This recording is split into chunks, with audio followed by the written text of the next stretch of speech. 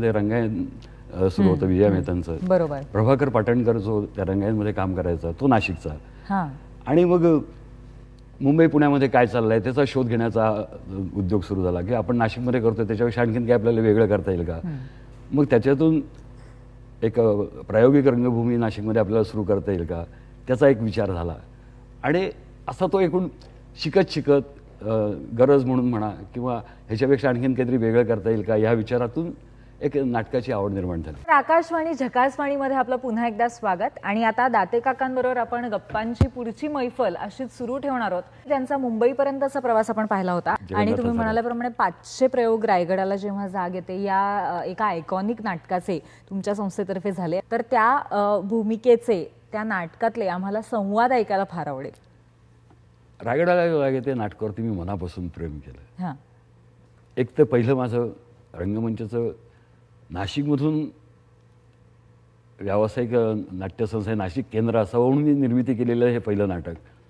त्यावेळेला मी त्याच्यात हंबीररावचं काम करायचो. मग त्याच्यानंतर मी त्याच्यामध्ये संभाजीचं काम करायला लागलो गोविंद असोसिएशनमधल्या. आणि जेव्हा रंगमंचांनी करायला घेतलं त्यावेळेला मी त्यात शिवाजी करायला लागलो. अडचणीच्या वेळेला मी अण्णाजी केला आहे त्यातला. मी त्यातला एक राजाराम जो छोटा मुलगा आहे तो आणि येसूबाई आणि सोयराबाई या 2 बायका आहेत म्हणून या 3 भूमिका सोडून रायगडाला जेव्हा जाग येते या नाटकातल्या सगळ्या भूमिका मी केलेल्या. हे नाटकच इतकं थोर आहे की पहिल्यापासून शेवटपर्यंत कानेटकरांनी जे काही नाटकाचं कोरीव काम केलेलं आहे की तुम्ही त्यातलं काढू शकत नाही त्यामध्ये घालू शकत नाही असं ते एक नाटक आहे. तर त्या नाटकातले संवाद पाहूयात. एकाच घटनेकडे कसे वेगवेगळ्या दृष्टिकोनातून माणसं पाहतात आणि जर का ते वेळच्या वेळी जर का त्या समज जे होतात एकमेकांचे ते जर का दूर झाले तर जे पिढ्यांमधलं जे एक अंतर आहे 2 पिढ्यांमधलं अंतर ते कदाचित नष्ट व्हायला मदतही होईल. शिवाजी आणि संभाजी यांच्यामध्ये 2 जनरेशन गॅप आहे. जनरेशन गॅप हा कानेटकरांचा लेखनाचा एक अतिशय आवडता भाग होता. तो तिथून सुरू झाला होता की संभाजीचं म्हणणं की शिवाजी महाराज मला समजू शकले नाहीत आणि शिवाजी महाराजांना हे कळत नव्हतं की ह्याच्या मनात नेमकी आढी काय आहे. आणि ती एकमेकांच्याशी न बोलली गेल्यामुळे एक वेगळं वळण कदाचित त्याला मिळालं असेल आणि त्याच्यातून रायगडाला जाग येते या नाटकाची निर्मिती झाली असेल. तर त्या एका प्रसंगाकडे ती संभाजी महाराजांना त्यांची बायको येसूबाई विचारते की महाराजांचं तुमच्यावरती प्रेम नाही असं तुम्ही का गैरसमज करून घेतलाय. त्याला संभाजी उत्तर देतो समज आपण आमचा तो केवळ एक समज बांधता. युवराजनी तुम्ही थोडा वेळ जन्मात माता पित्याच्या मांडीवर लाडात वाढलात. आबासाहेबांच्या लाडक्या सुनबाई म्हणून मोठ्या दिमाखात त्या रायगडावर वावरलात. आमच्या पोरक्या जीवनाची दर्दभरी कहाणी तुम्हाला नाही समजायची. आम्हाला जाणल्यापासून ठाऊक आहे आबासाहेबांच्या डोळ्यातला धाक आमच्या मनावर कोरली गेले त्यांच्या ओठावरील सुंदर नजर. आमच्या पोटात अजून कालवतंय त्यांचं छत्र त्यांचं सिंहासन त्यांची राजमुद्रा. आग्र्याहून सुटकेच्या प्रसंगाची याद आली की अजून रक्त जळू लागतं मस्तक फिरू लागतं पोटात आतडी तटतटात तुटू लागतात. 8 वर्षांचा कोळा पोर उन्हातानातून रानावनातून दिवस रात्र महाराजांच्या पाठोपाठ फिरताना अजून आमच्या डोळ्यासमोर स्पष्ट दिसतोय. अंगात ज्वर भरलेला पायाला टरटरून फोडाले तरी की चूक नाही. अपरात्री मथुरेला ब्राह्मणाच्या घरी मुक्काम पडला. मध्यरात्री खळबळ सुरू झालं तेव्हा निराजी पंत सल्ला देतात महाराज सही सलामत निश्चयाचं असेल तर युवराजांना इथेच मागे सोडून पुढे जाऊ गेली पाहिजे. गिलानीहून तळमळत पडलेला पोर ते शब्द ऐकतो आणि उठून तसा बाहेर धाव येतो आणि आबासाहेबांच्या कमरेला मिठी मारीत तो केविल वाड्या मुद्रेने अंबरराव ओढतो. आबासाहेब आम्हाला एकट्याला टाकून तुम्ही नाही नाव जाणार. आबासाहेब एक शब्द बोलत नाही. कमरेची इवल्याच्या हातांची मिठी ते आपल्या पोलादी बोटाने सोडवतात आणि माझराकडे बोट टाकवतात. चिमुकल्या मनाला ब्रह्मांड आठवतं. शेकडो कोसांची पायपीट बिन तक्रार करणाऱ्या पोराचे पाय ओसरीवरून माझरात जाई तो पांगळे होतात. आबासाहेब त्या रात्री निघून जातात. न भेटता न बोलता. विरोधी, आम्ही तुम्हाला एकच सवाल पुसतो आणि आमच्या पुत्राशी असे वागतो तर आपण आमची संभावना कशी गेली असेल. हे संभाजी महाराजांचं दुःख. वा वा वा, क्या बात आहे. आणि त्याच घटनेकडे पाहण्याचा शिवाजी महाराजांचा दृष्टिकोन काय आहे. संभाजी महाराज गड सोडून जातात आणि शिवाजी महाराजांना वाटतं की आपण जरा आपल्या चिरंजीवांना जास्तच बोललो तर त्याची जरा समजूत काढावी आणि म्हणून ते त्याला भेटायला म्हणून त्याच्या महालात येतात. मध्यंतरीच्या काळामध्ये संभाजी महाराज गड सोडून निघून गेले. ते सुनबाई भेटतात, येसुबाई असते आणि ते तिच्याशी बोलतायत आणि ते बोलता बोलता ती म्हणते की मगाशी रागाच्या भरात स्वरेंना आग्र्याहून सुटकेच्या प्रसंगाची याद आली. म्हणाले महाराज आम्हाला एकट्याला टाकून गेले, न सांगता गेले, न पुसता गेले. त्यावर शिवाजी महाराज उत्तर देतात,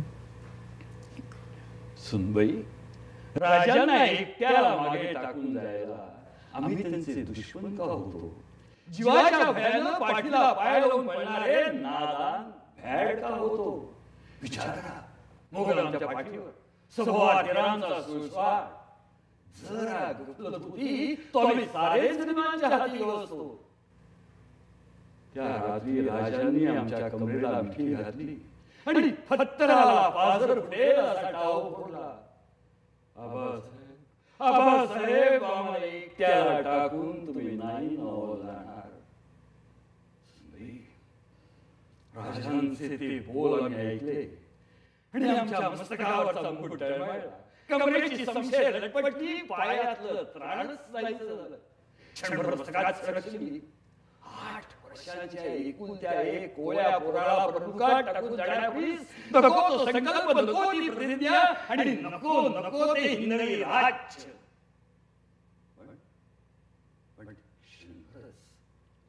दुसऱ्या क्षणी आमच्या डोळ्यासमोर रायगड उभा राहिला. आमच्या शब्दात रक्त सांडलेल्या सवंगड्यांची उद्ध्वस्त घरदार दिसू लागली. साहेबांची उग्र करारी पुत्रा आठवली. आमची एकट्याची जान खतऱ्यात असती तर मामला वेगळा होता. पण चिमुकले राजे दौलतीचे वारस, ते माझ्या हाती गवसले तर दौलतीचा समुच्छेद होईल. सुनबाई, केवळ राजांना वाचवण्यासाठी आम्ही आमचं मन मारलं, पुसलं, अवसान राखलं आणि कमरेची इवल्याच्या हातांची मिठी आम्ही सोडवली. त्या रात्री राजांना मागे टाकून मोठ्या निर्धारानं आम्ही यमुना पार झालो. आमच्या बरोबरीच्या सवंगड्यांनी आमच्या मुद्रेवर फक्त निर्धारच पाहिला असेल. पण सुनबाई, आमच्यातल्या तळमळणाऱ्या पित्याचे अश्रू पाहिले फक्त यमुना माईनं. वेडापोर मनात ठेवून वागतो, पण खुल्या दिलानं आमच्याशी कधी बोलला का नाही. वा, क्या बात आहे. इतकं गाजलेलं नाटक हे कानेटकरांचं आणि ते तुम्ही पुन्हा एकदा पुनरुज्जीवित केलं आणि त्याचे 500 प्रयोग केलेत आणि खरोखरच आज सुंदर अशी एक मेजवानी सुद्धा आज स्टुडिओमध्ये तुम्ही आम्हाला दिलीत. पण यानंतर असंच एक आणखीन आयकॉनिक नाटक अर्थातच कुसुमाग्रजांचं, वि.वा. शिरवाडकर यांचं नटसम्राट हे नाटक तुम्ही निर्मिती त्याची केली, तर शिवाय त्यातली महत्त्वाची भूमिका सुद्धा तुम्ही प्रमुख भूमिका केली. मुळात नटसम्राटची मध्यवर्ती भूमिका ही स्वतः डॉक्टर लागू, त्याच्यानंतर चंद्रकांत गोखले, यशवंत दत्त यांनी गाजवलेली अशी भूमिका आहे आणि त्याच्यानंतर ती भूमिका पुन्हा एकदा जिवंत करणं आणि ती भूमिका लोकांसमोर सादर करणं हे खूप मोठं आव्हान आहे आणि ते आव्हान तुम्हाला 2 भूमिकेतनं पेलवायचं होतं, निर्माता म्हणून सुद्धा आणि अभिनेता म्हणून. तर त्याबद्दल आम्हाला काय सांगाल? तिथले पहिलं निर्माता म्हणून मला दुसरा कोणी ते नटसम्राटची भूमिका देणार नव्हतं. हा पहिला भाग. नटसम्राट आपण करावं असं मला कधी स्वप्नातही वाटलं नव्हतं. ते करावं हे प्रत्येक नटाला वाटतं. म्हणजे कुठल्याही त्या काळात तर आणि अजूनसुद्धा कुठल्याही नटाला विचारलं की कुठलं भूमिका करायचं तुझं स्वप्न आहे रे, की 100पैकी 90-95% लोक सांगतात की आयुष्यात एकदा केव्हा तरी नटसम्राट नाटकातली गणपतराव बेलवलकराची भूमिका मला करायला मिळायला हवी. त्यामुळे ती मला वाटत होतं त्यात काही विशेष नाही. पण ती भूमिका आपण कधी करू शकू किंवा करावी किंवा करण्याचं धाडस करावं असं माझ्या स्वप्नात सुद्धा नव्हतं. पण ही नाटकं मी करत होतो. आणि मग नाशिकचे आमचे राजेंद्र जाधव जे माझ्या नाटकाची सगळी व्यवस्था पाहतात ते मला म्हणाले, दाते आपण नटसम्राट नाटक तुम्ही करा ना. अरे म्हटलं काय वेडायच काय नटसम्राट? नाही करा. ते आपण रायगड नाही का केलं, अमुक नाही का केलं, तमुक नाही का केलं. अरे म्हटलं नटसम्राट करणं वेगळं आहे.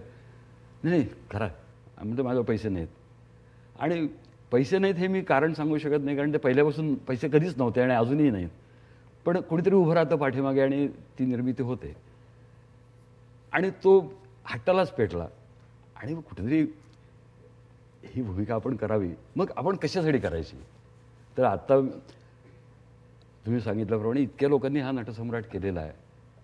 त्याच्या अनुषंगाने पण त्या प्रत्येकाचा नटसम्राट मी पाहिलेला होता. नटसम्राट हे माझ्या अतिशय आवडीचं नाटक असल्यामुळे आणि त्या नाटकाशी माझा खूप वेगवेगळ्या कारणांनी संबंध येत गेलेला होता. त्यामुळे ते नाटक मला खूप जवळचं होतं.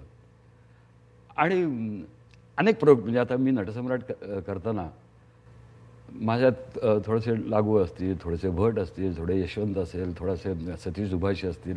या सगळ्यांची मी नटसम्राट पाहिल्यामुळे आणि माझ्या सुदैवाने मला सतीश दुभाषींच्या बरोबर कामही करायची संधी मिळाली. सतीश दुभाषींनी ज्यावेळेस नटसम्राट केला, गोविंद सुशेंनीच केलं होतं, त्यावेळेस त्यांच्या मुलाचं काम मी करायचो, नंदाचं काम. त्यांनी केलेली होती भूमिका. त्याच्यामुळे त्या नटसम्राट नाटक तसं मला पूर्णपणे माहीत होतं. आणि मग आता आपण कशासाठी करायचं, तर ज्या ठिकाणी नटसम्राट अजूनपर्यंत पोहोचलेलं नाही त्या ठिकाणी आपण रंगमंचाच्या तर्फे नटसम्राट आपल्याला पोहोचवता येईल का, काहीतरी एम पाहिजे ना नाटक करताना. आणि म्हणून त्या दृष्टिकोनातून मी या नटसम्राटचा विचार केला आणि बसवलं ते नाटक. आणि मग असं लक्षात आलं की आपल्याला म्हणजे तेही एक पुन्हा वेगळंच धाडस होतं की तोपर्यंत मी सगळी मुंबईत नाटकं करत होतो. नाशिकहून ती माझी मायाबरोबर संस्था मुंबईत आली. पण जर का आपल्याला आता संपूर्ण महाराष्ट्रभर आपल्याला ह्याचे प्रयोग करायचे जिथे नाटक, तर पुढं हे सेंटर असं आहे की जिथून सगळी सेंटर्स जवळ पडतात नाटक करायला. म्हणून या नाटकाची निर्मिती आपण पुण्यातून करावी. आणि म्हणून मी 1 महिनाभर पुण्यात जाऊन राहिलो आणि पुण्यामध्ये त्या नाटकाची मी निर्मिती केली. मग त्यासाठी मग बाबा पार्सेकर नेपथ्यासाठी मुंबईहून तिथे आला. दादा परसनाईकांनी पार्श्वसंगीत दिलं. मनोरंजन सारखी संस्था माझ्या पाठीमागे उभी राहिली. स्मिता ओक त्यावेळेस कावेरी करायची. तिचं घर त्यावेळेला जुना वाडा होता आणि तो डेव्हलपमेंटमध्ये जायचा होता. त्यामुळे तो वाडा त्यांनी रिकामा केला होता. त्यामुळे उपेंद्र आमच्याच घरात आपण तालीम करून सगळा वाडा रिकामा आहे. मग तिथे त्या तालमी झाल्या. आणि बरोबर 16 वर्षापूर्वी म्हणजे ह्या पाडव्याला 16 वर्ष झाली नटसम्राट मी रंगभूमीवर आणून. गडकरीला त्याचा मी पहिला प्रयोग केला. आणि त्यातलं मी खूप असा एक नर्व्हस टेम्परामेंटचा माणूस आहे. म्हणजे माझ्यावरती सुरुवातीला खूप एक टेन्शन येतं मला. पण नटसम्राट करताना मी पहिलं वाक्य उच्चारलं, माफ करा रसिक मित्रो, माफ करा. आणि तिथून मी संपूर्णपणे भयमुक्त होतो.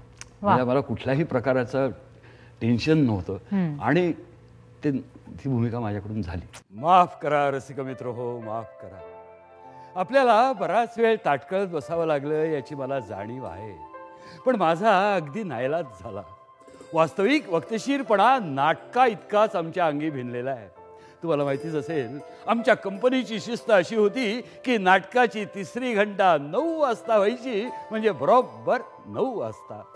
21 वर्ष नाटकाचा पडदा वर गेला तो 8:60 61 मिनिट पडद्यानी वर जाताना घड्याळात कधी पाहिलं नाही.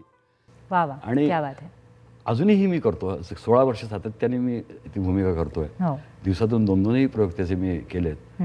आणि एक विलक्षण आनंद देणारं असं ते नाटक मी करू शकलो हे माझं भाग्य. आता मात्र एक छोटासा ब्रेक घेऊया. ब्रेक नंतर आपण दाते काकांशी अशाच गप्पा मारणार आहोत. पण घेऊया एक छोटीशी विश्रांती. तुम्ही पाहत रहा आकाशवाणी झकासवाणी. ब्रेक नंतर आकाशवाणी झकासवाणीमध्ये आपलं पुन्हा एकदा स्वागत. आज आपल्या स्टुडिओमध्ये ज्येष्ठ अभिनेते उपेंद्र दातेजी आलेले आहेत आणि आता दाते काकांबरोबर आपण गप्पांची पुढची मैफल अशीच सुरू ठेवणार आहोत. आणि मी करायला लागल्यानंतर त्या नाटकाला काही व्यावसायिक यश तसं काही मिळालं नाही, कारण तोपर्यंत व्यावसायिक त्याचं यश मिळवून घेणाऱ्यांनी त्याचे फायदे घेतलेले होते. खूप मोठा तोटा येत नव्हता आणि म्हणून मी ते करत होतो की पण छान त्याचा एक महिन्यातून एकदा जरी नटसम्राट करायला मिळालं तरी एक महिनाभर जगण्याचं पुन्हा बळ मिळतं. वा वा, अगदी अगदी योग्य बोललात आपण आणि खरोखरच अतिशय सुंदर असा एक वाक्य आता सर म्हणाले की महिनाभरामध्ये एक प्रयोग जरी केला नटसम्राटचा तरी सुद्धा अगदी महिनाभर पुरू शकतो आनंद. इतका सुंदर असा या नाटकाचा गाभा आहे. कोणी घर देतं का घर? एका तुफानाला कोणी घर देतं का घर? एक तुफान भिंती वाचून, छपरा वाचून, माणसाच्या माये वाचून, देवाच्या दये वाचून जंगला जंगलात हिंडतंय. जिथून कुणी उठवणार नाही अशी जागा शोधतंय. कुणी घर देतं का घर? एका तुफानाला कुणी घर देतं का घर? खरं सांगतो बाबांनो, तुफान आता थकून गेलंय. वादळ वाऱ्यात, डोंगर दऱ्यात अर्ध अधिक जळून गेलंय. वडव्याच्या जाळावरती, समुद्राच्या लाटावरती झेप झुंजा घेऊन घेऊन तुफान आता खचून गेलंय. झळके तुटके पंख पालवीत खुरडत उडतंय. कोणी घर देतं का घर? एका तुफानाला कोणी घर देतं का घर? तुफानाला महाल नको, राजवाड्याचा सेट नको, पदवी नको, हार नको, थैली बदली भेट नको. तुफानाला एक छोटंसं घर आराम करण्यासाठी, एक हवी आराम खुर्ची तुफानाला बसण्यासाठी. आणि विसरू नका बाबांनो, मागच्या अंगणात एक तुळशी वृंदावन हवंय सरकारसाठी. सरकार सरकार सरकार सरकार आता सरकार कधीच येणार नाही. आणि मेलेल्या माणसाने या पृथ्वीवर परत यायचं असं आहे काय या पृथ्वीजवळ? मागे एकदा नक्षत्रांच्या सभेमध्ये सगळ्या नक्षत्रांनी पृथ्वीला विचारलं, तुझ्या जवळची सगळ्यात मौल्यवान वस्तू कोणती?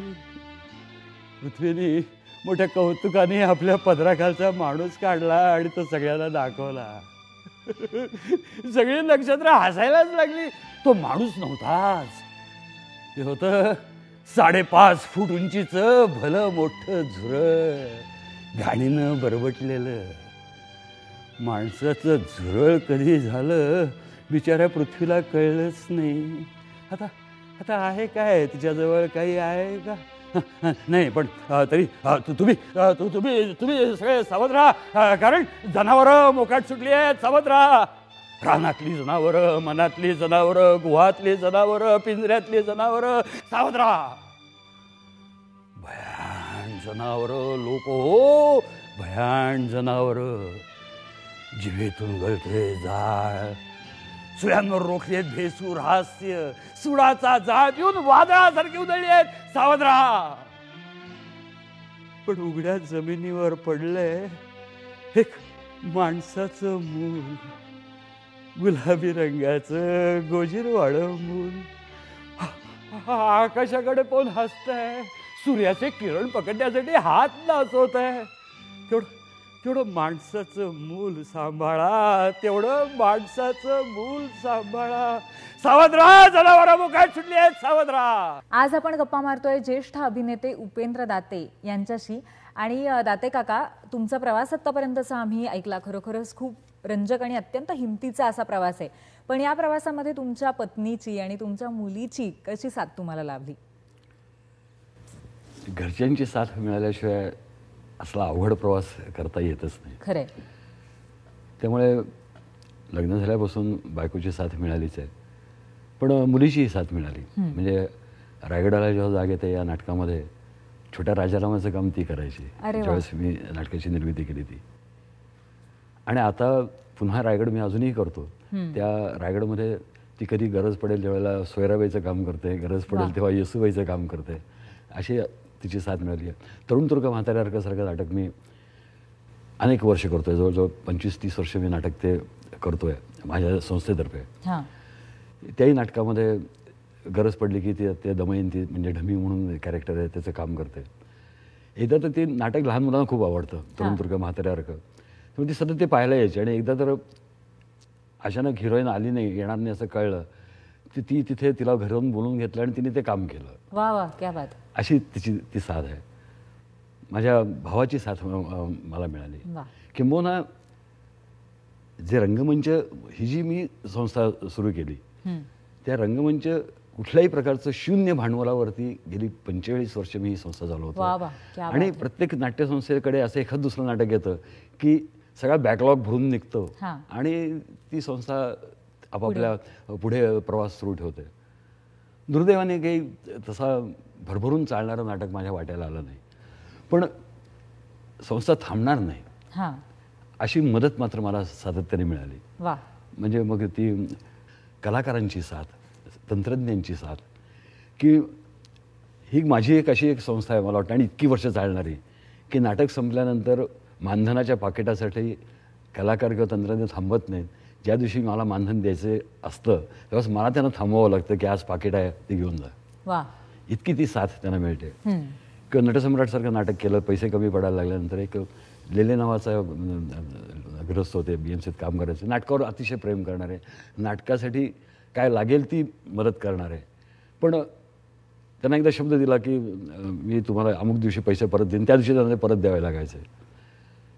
आणि असे ते माझ्यावरती प्रेम करणारे. त्यांना म्हटलं की थोडेसे पैसे हवेत नटसम्राटसाठी, पण मी केव्हा देईन मला काही सांगता येत नाही, मला तुमची असं काही प्रॉमिस नाही करता येत. तिने पैसे आणले आणि त्याच्यावर लिहिलं की रिफंडेबल व्हेनेवर एबल. वा. अशा पद्धतीची प्रेम करणारी माणसं मला मिळाली. त्याच्यामुळे हा जगन्नाथाचा रथ पुढे चालू ठेवला आहे. अडगुल मडगुल सोन्याचं कडगुल, मखमली पायात रुपेरी वाळा, अशा या पावसात वादळ वाऱ्यात, कुठे रे जातोस लाडक्या बाळा. पण आता नाट्य संस्था चालवणं मात्र खूप अवघड होऊन बसलंय. हो. की आता काय करावं असं माझ्यासारखं 45 वर्ष हिमतीने नाट्यसंस्था चालवल्यानंतर आता कुठे थांबवावं की काय. पण कर्जाचा डोंगर असताना एकदम कुठली गोष्ट थांबवताही येत नाही. पण जे पूर्वीच्या काळात चांगलं नाटक होतं आणि मग करणारे सर्वसाधारण बरे असतील तर प्रेक्षक गर्दी करायचे. आता थोडासा गोंधळ झालेला आहे की नाटक त्यांना चांगलं लागतंच, पण त्याच्याबरोबर सेलिब्रिटी कोणीतरी लागतं तरच नाटकं चालतात, असा एक अनुभव लागला आहे. म्हणजे आत्ता परवा शिरोडकरांच्या जन्मदिनी नाशिकसारख्या ठिकाणी जिथे मी नटसम्राटचे अनेक प्रयोग हाऊसफुल घेतले, तिथे मराठी भाषा दिनी नटसम्राट नाटकाचा प्रयोग मी लावलेला असताना दुर्दशा झाली.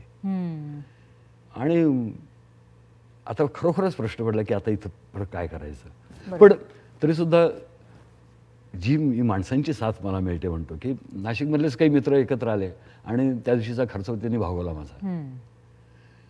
हे चालू राहील, पण हे किती काळ चालणार. आणि आता जवळजवळ आता मी 70च्या जवळपास आलेलो आहे, तर कर्जाचा डोंगर आणखीन किती वाढवणार. त्याला काहीतरी मर्यादा आहे.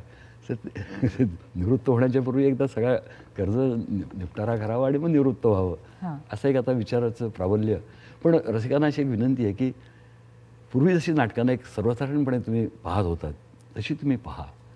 त्याच्यासाठी सेलिब्रिटीज असलेलंच नाटकं पाहायची असं ठेवू नका.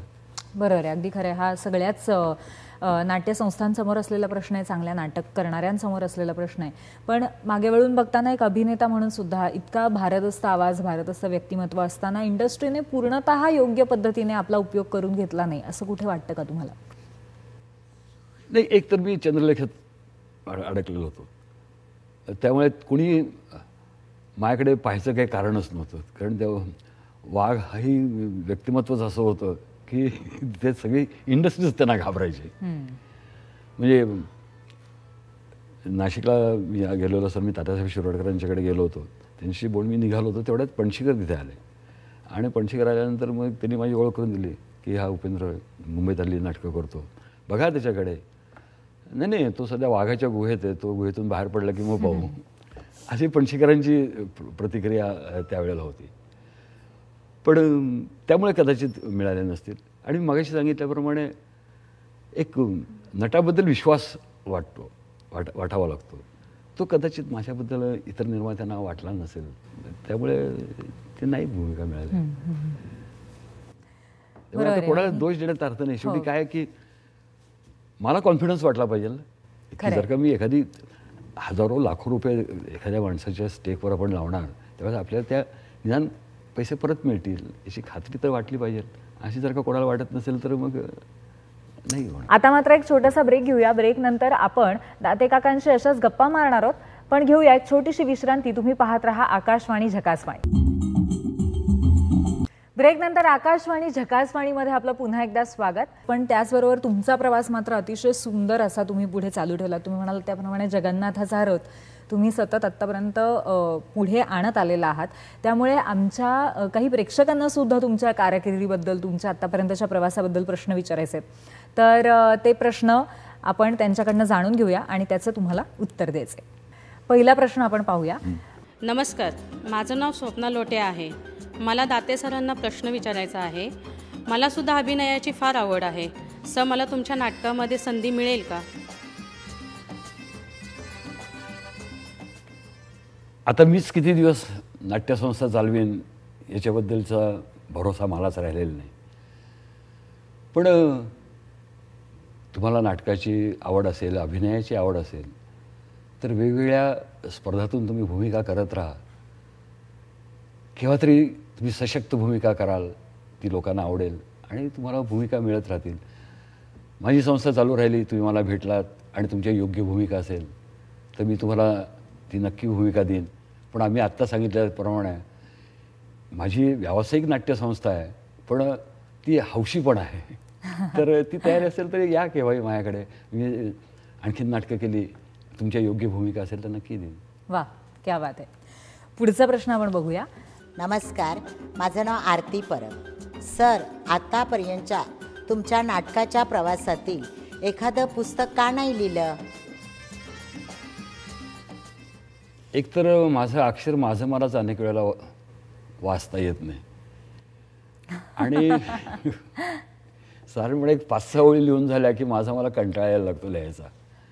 मग त्या माझ्या लिखाणाच्यावर अनेक विनोद होतात आणि आपण विनोदाचा विषय व्हावा असं मला काही कधी वाटत नाही आणि म्हणून मी लिखाण करत नाही. पण माझ्या या अनुभवावरती मी एक एकपात्री कार्यक्रम मात्र करतो आणि कधी जमलं तर लिहिणे, पुस्तक लिहिणार नाही असं नाही.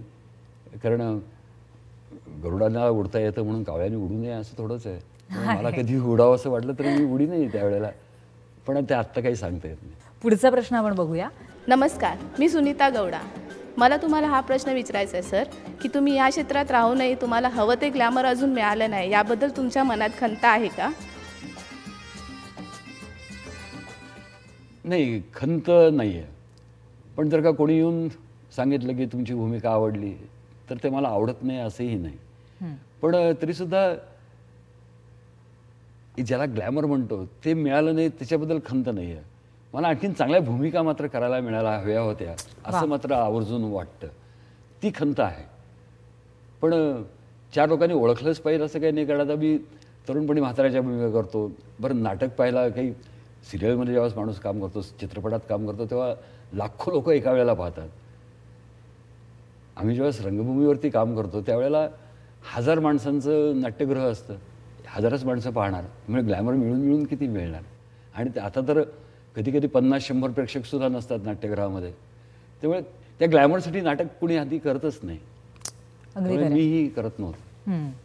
नाही, आणि अगदी खरं आहे. शेवटी खऱ्या अभिनेत्याची खरी भूक असते ती उत्तम भूमिका करण्याची. आणि तुम्ही म्हणालात त्याप्रमाणे अगदी ग्लॅमर हा त्याचा एक साईड इफेक्ट आहे. ते मिळालं तर मिळालं, नाही तर नाही. त्याच्यामध्ये खंत असण्या नसण्यासारखं खरोखरच खऱ्या अभिनेत्याला नक्कीच काही नाही आहे. पुढचा प्रश्न आपण बघूया. नमस्कार, मी आशा जाधव बोलते. सर, आपल्याला एक प्रश्न विचारायचा होता की आपल्या घरच्यांना आपल्यातला अभिनय आवडतो का? माझ्या घरच्यांना म्हणजे माझ्या परिसरातल्या माझ्या नातेसंबंधांना माझ्याबद्दलचं खूप कौतुक आहे. विशेषतः माझ्या बहिणीला तर फारच माझ्याबद्दलचं कौतुक आहे.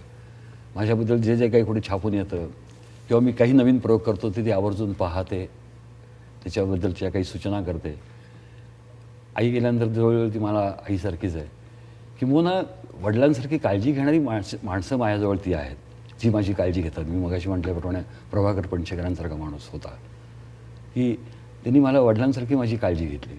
किंवा आता मुंबई मराठी साहित्य संघासारखी एक प्रचंड मोठी संस्था आहे, त्या संस्थेचं तर पाठबळ आता इतकं सध्या माझ्या पाठीशी आहे की आत्ताची मी रंगमंच चालवतो आहे तो त्यांच्या आधाराने चालवतो आहे.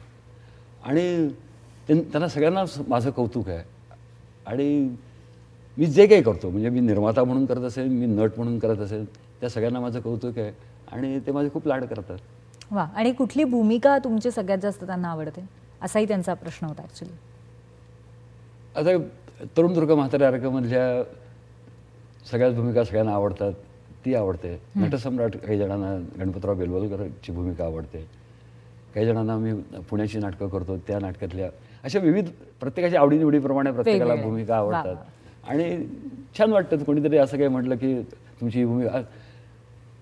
सारे प्रवासी तिमिराचे नाटक मी केव्हा तरी केलं, त्याला आता जवळजवळ 40-45 वर्ष झाली. 45 वर्षापूर्वी पाहिलेला एखादा माणूस आत्ताही भेटतो आणि त्या नाटकाची आठवण काढतो आणि तो सांगतो की तुझं ते नाटक मी पाहिलं होतं. खूप आनंद होतो त्यावेळेला.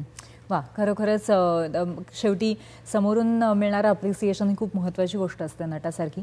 आणि तुम्ही खरोखरच अतिशय सुंदर आणि उत्तम अशी रोखठोक उत्तरं दिलीत आमच्या सगळ्या प्रेक्षकांची. आता त्याच्या पुढचा भाग आपण आता असणार आहे, तो म्हणजे रॅपिड फायर राऊंडचा.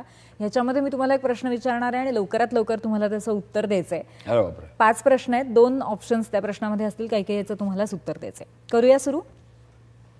पहिला प्रश्न, नाशिक की मुंबई? नाशिक. पुढचा प्रश्न असा आहे की नाशिकहून मुंबईला येणाऱ्या नव्या टॅलेंटला काय सांगाल?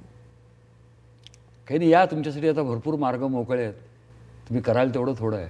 वा, क्या बात आहे. पुढचा प्रश्न, अभिनेता का निर्माता? अभिनेता. वा. आणि सुखी माणसाचा सदरा असतो असं म्हटलं जातं, तर तुमच्या बाबतीत काय आहे? माझं सदर घेऊन जा. क्या बात आहे. म्हणजे शेवटी समाधान आणि सुख ह्याच्यामध्ये तुम्ही परिपूर्ण आहात हे आम्हाला अगदी वारंवार जाणवलं. त्याचबरोबर तुमची नाटकावरची निष्ठा आणि प्रेम गेली इतकी वर्ष सातत्याने तुम्ही जोपासलेली आहेत आणि त्यामुळेच एक नाट्यसंस्था आणि त्याच्या माध्यमातून काही क्लासिक नाटकं लोकांसमोर तुम्ही आजही घेऊन येत आहे. लोकांना एक सुंदर अनुभव देत आहे त्या नाटकांचा, त्यांचं मनोरंजन करताय आणि त्याचबरोबर तुम्हाला सुद्धा असलेलं आतून नाटकावरचं प्रेम लोकांसमोर पुन्हा पुन्हा येतंय. आणि ही तुमची जी तपश्चर्या आहे तिला खरोखरच आमचा सलाम आणि खूप खूप धन्यवाद. आज वेळात वेळ काढून तुम्ही इथे आलात, तुमचे अनुभव आमच्याबरोबर शेअर केलेत, इतके सुंदर नाटकाचे भाग आमच्यासमोर सादर केलेत आणि आम्ही खरोखरच तुमचा आशीर्वाद आम्हाला आज लाभला त्याबद्दल धन्यवाद. नाही, आशीर्वाद देण्यात कमी मोठा नाही, पण मायासारख्याला तुम्ही संधी दिलीत त्या निमित्ताने मला या दूरदर्शनच्या माध्यमातून अनेक लाखो लोकांच्यापर्यंत मला पोचता आलं, जे आता नाटकाच्या माध्यमातून मला पोचता येत नाही. माझ्या मनातले विचार, खंत ही त्या निमित्ताने मला बोलता आली. म्हणून खरोखरच मीच आभार मानले पाहिजेत आणि दूरदर्शनचं ऋणही मान्य केलं पाहिजे. नाही, खरोखरच आज तुम्ही आलात हे आमचं भाग्य आहे आणि तुम्ही इथे आलात त्याबद्दल खूप खूप धन्यवाद. पण आम्ही तुम्हाला इतकं सहजासहजी सोडणार नाही आहोत, कारण आणखीन एक अत्यंत मनोरंजन करणारं, भरभरून हसवणारं असं नाटक म्हणजे तरुण तुर्क म्हातारे अर्क, त्याचे सुद्धा तुम्ही अगदी रेकॉर्ड ब्रेकिंग प्रयोग केलेले आहेत. तर जाता जाता आम्हाला त्या नाटकातले संवाद ऐकायला फार आवडेल. तरुण तुर्क नाटक म्हणजे गंमत आहे.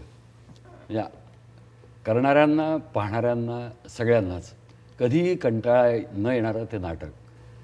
45-50 वर्षापूर्वी लिहिलेलं नाटक आजही आजच्याही तरुण वर्गाला आणखीन सगळ्यांनाच ते आपलंसं वाटतं, आपलंच वाटतं.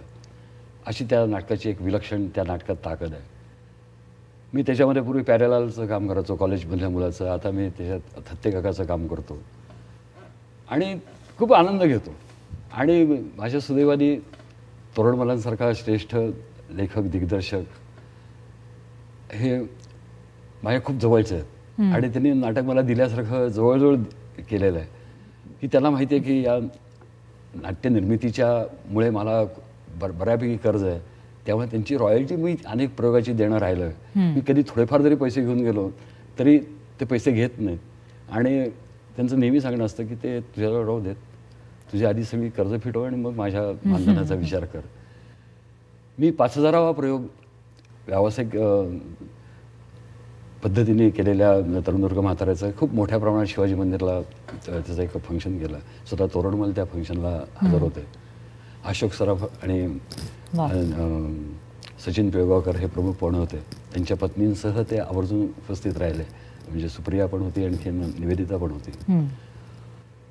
आणि एक खूप छान असा समारंभ तिथे 5,000व्या प्रयोगाचा तुम्ही केला. आणि ह्या नाटकांनी मला संस्था टिकून राहण्यासाठी, कारण त्या नाटकाला जरा बरा वार मिळाला, बरी तारीख मिळाली की त्या नाटकाला बुकिंग मिळतं. म्हणजे जे माझी रुटूफुटू चालणारी संस्था चालवण्यासाठी एक हातभार देणारं हे नाटक आहे. तर आता प्यारेलाल तर मी ह्या नाटकातला केलेलाच आहे. थत्ते काकाचं काम मी करतोच. पण ह्यात मी न केलेल्या कामाचा एक स्वगत तुमच्यासमोर सादर करतो. जरूर जरूर. प्राध्यापक बारटक्के नावाचं कॅरेक्टर त्या तरुणदुर्ग म्हाताऱ्या अर्कामध्ये आहे. पण एक विलक्षण मोहक असं ते प्रोफेसर आहे.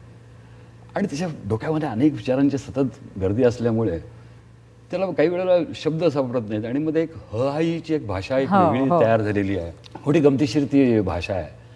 तर आणि त्याचंही मग कोणाला तरी आता आपलं आपलं म्हणून काहीतरी असावं. आणि म्हणून तो एक त्याला जी आवडती आहे प्रोफेसर बाई, ती अशी शांतपणे निवांत पुस्तक वाचत बसलेली पाहिली. म्हणून तो तिच्याकडे येत असताना एक जण येतो, भरधाव सायकलवरून येतो आणि त्याची हॅट काढून घेऊन जातो. आणि मग हे बारटक्के ओरडतात, असे अरे कोण आहे तो? अरे आपल्या ह्याच्यातलाच हा आहे ना. अरे बा पाहताय काय? फॉलो हिम, कॅच हिम. रास्कल्स, स्काउंडर्स. देशपांडे बाई, दिस इज रेग्युलर आउटराज हो. म्हणजे तुम्हाला असं इथे निवांत बसलेलं पाहिलं म्हणून इकडे येत होतो, तर एक हा भरधाव ह्याच्याहून आला आणि माझी ही काढून घेऊन गेला. माझी हॅट काढून घेऊन गेला. तरी माझ्या हिचा हा माझ्या ह्याच्यात अडकवलेला असतो नेहमी. हॅटचा पट्टा हो गळ्यात अडकवलेला असतो नेहमी. पण आज पट्टा तुटलेला होता, तशी लूजच होती डोक्यावर. त्याचा फायदा घेतला बदमाशाने. आय टेल यू, फार उन्मत्त झाली ही कार्टी. You also take a note. गळ्यात पट्टा अडकवल्याशिवाय कुठेही बाहेर पडत जाऊ नका. नाही म्हणजे तुम्ही हॅट घालत नसाल, पण ऊन पावसाची कधी घातलीस तर ह्याच्यात ठेवा लक्षात. काय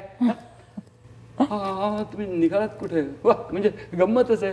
तुम्हाला असं निवांत हे करताना इथे पाहिलं म्हणून मी मुद्दाम इकडे आलो. एरवी असा निवांत हा आपल्याला मिळतो कुठे? पण सांगायचा मुद्दा असा, दोन डोळे शेजारी पण भेट नाही संसारी, अशी आपली ही. तेव्हा म्हटलं नाव लेट मी ब्रेक द हे. Ice ice ice. माझ्या असं एकूण लक्षात आलंय, आय एम अगदी हे. म्हणजे माझ्यात एक प्रकारची पोकळी निर्माण झालेली आहे. म्हणजे पूर्वीपासून ती आहेच, पण आता अशा जास्त वाटायला लागली आहे. नाही म्हणजे तसा आयुष्याबद्दल मी निराश नाही आहे. आयुष्यातल्या सगळ्या ॲम्बिशन स्वतःच्या जोरावर पूर्ण केलेल्या आहेत. MA झालो फर्स्ट क्लासमध्ये, लगेच फर्स्ट क्लास कॉलेजमध्ये नोकरी मिळाली, लगेच बायको मिळाली तीही फर्स्ट क्लास, लगेच मुलगा झाला अगदी 1 वर्षाच्या आत. म्हणजे सांगायचा मुद्दा असा, मी माझ्या कर्तबगारीमध्ये कुठे काही कमी पडलो नाही. पण शेवटी नशिबानेच दगा दिला. 6 महिन्याचा होऊन मुलगा वारला. पण पुढे नशिबानेच दगा दिला. बायको 6 महिन्याच्या आत घटसर्पांनी वारली. आता बोला, कितीही प्रयत्नवादी असला माणूस तरी असल्या ह्याच्यासमोर काय करणार? मन अगदी विटून गेलं.